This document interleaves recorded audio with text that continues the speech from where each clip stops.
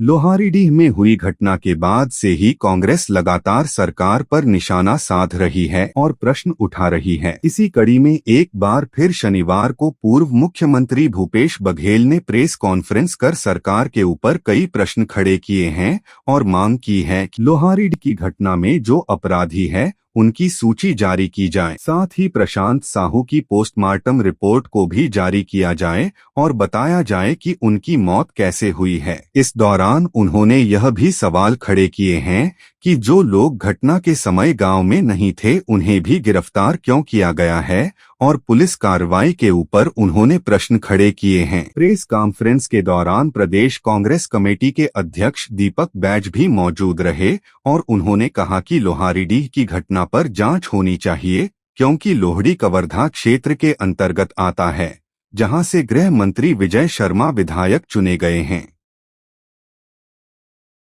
सरकार ने खुद मान लिया कि पुलिस नाकाम रही है। उसके नाकामी के कारण से, उसके गलत एक्शन के कारण से इतनी बड़ी घटना घटी।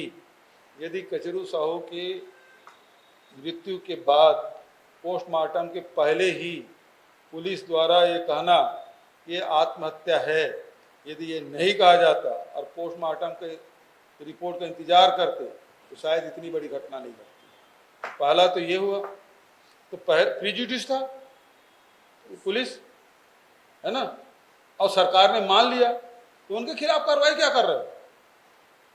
महत्वपूर्ण बात ये है। और जो हमने सवाल उठाए हैं, चिट्ठी लिखे 8 दिन हो गया डीजी को, लेकिन अभी तक के डीजी के द्वारा मध्य प्रदेश के डीजी को क्या पत्र लिखा गया? मैंने मुख्यमंत्री को पत्र लिखा, उसका क्या हुआ? क्योंकि पोस्टमार्टम रिपोर्ट यदि परिवार के लोग यदि सेकंड ओपिनियन मांगते हैं तो तत्काल दोबारा करना चाहिए। होता रहा है, सुहेला वाले मामले हम लोगों ने देखा कि करवाया था, हम लोग गए, दोबारा पोस्टमार्टम हुआ। यहां क्यों नहीं हो रहा? दोनों जगह भारतीय जनता पार्टी सरकार है, क्यों नहीं हो रहा है? यही सबसे बड़ा क्वेश्चन मार्क है कि आप क्यों नहीं करा रहे। हम तो रोज सवाल पूछेंगे। भाई बंद हमने करा दिया, अध्यक्ष जी ने बंद कॉल किया, वहीं से बंद कॉल किया और पूरे प्रदेश में समर्थन मिला। अलग चेंबर ऑफ कॉमर्स ने हम समर्थन नहीं दिया, फिर भी पूरे प्रदेश बंद रहा, और खासकर तो कवर्धा तो 100% बंद रहा। तो ये हम लोग, अब सवाल ये उठता है, सबसे बड़ा सवाल ये है कि 169 लोग कौन हैं? ये बड़ा सवाल। क्यों सूची जारी नहीं कर रही सरकार? और नहीं कर रही है तो हम अगला सवाल करेंगे। हमारे पास कुछ जानकारियां हैं, फिर हम अगला सवाल करेंगे, कल फिर बैठेंगे, कल परसों। यदि आप सूची नहीं जारी करते तो हम पूछेंगे ये आदमी तो नहीं है। क्रोनोलॉजी समझ लीजिए इनका, गृह मंत्री का।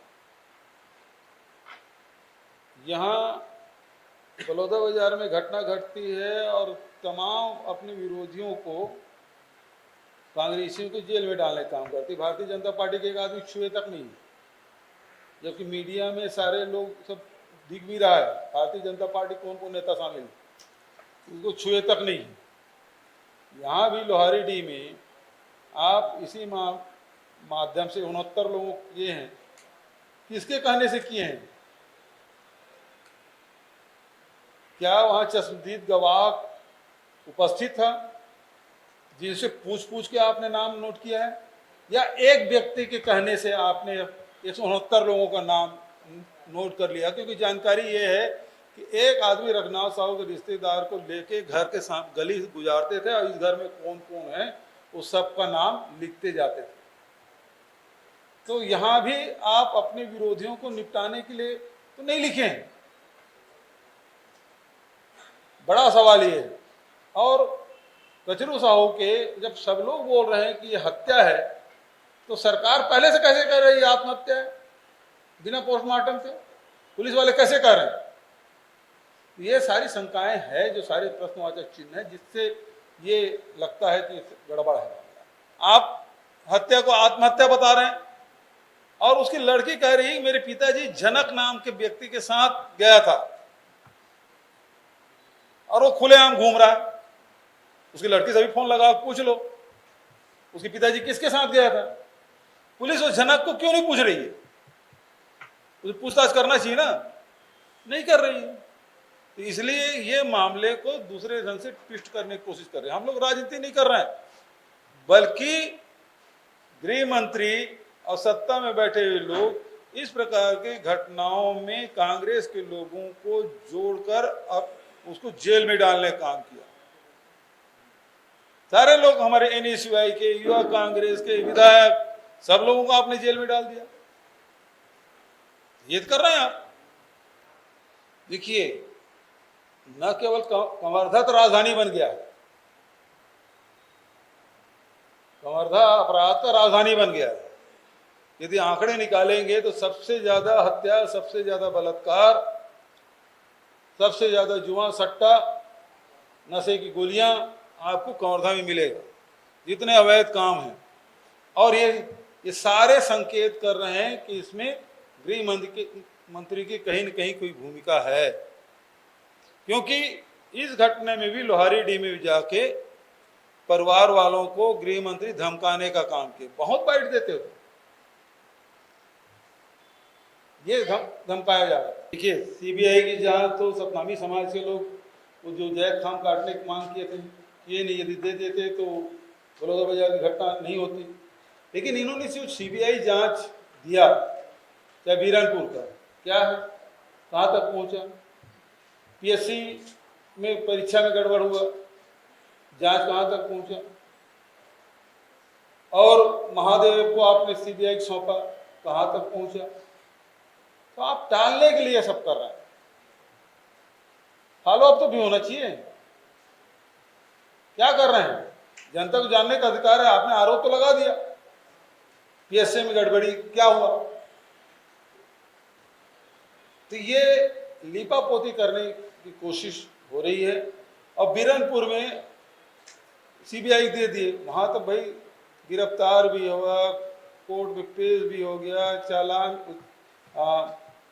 फाइनल रिपोर्ट भी हो गया, सुनवाई भी शुरू हो गई। और ईश्वर साहू कितने बार गया कोर्ट में नोटिस जाने के बाद गवाही देने? या सीबीआई के सामने कब प्रस्तुत हुई और क्या बात हुई?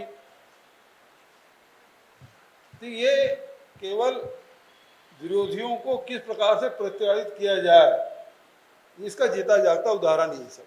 बिल्कुल बिल्कुल।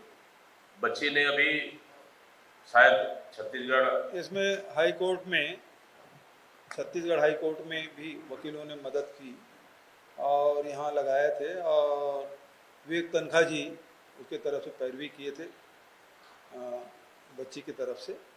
और चूंकि घटना मध्य प्रदेश की है और इसलिए मध्य प्रदेश हाई कोर्ट में अपील की गई है और मामला रजिस्टर्ड भी हो गया है। हो सकता है आगे सुनवाई हो, उसी तिथि आएगी। लेकिन हम लोग उसके पूरा मतलब ये है कि कानूनी सलाह, मदद जो हो सकता है वो करवा रहे हैं। रायपुर से राघवेंद्र पांडे की रिपोर्ट।